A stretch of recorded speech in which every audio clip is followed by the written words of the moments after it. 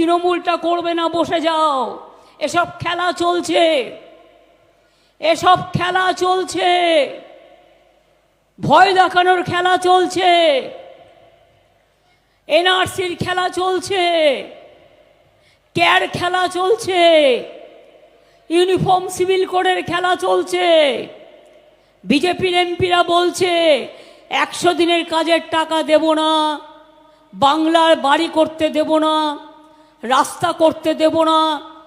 ওরা নাকি সবার অধিকার এবার কেড়ে নেবে, নাগরিকার সব অধিকার নাগরিকের কেড়ে নেবে।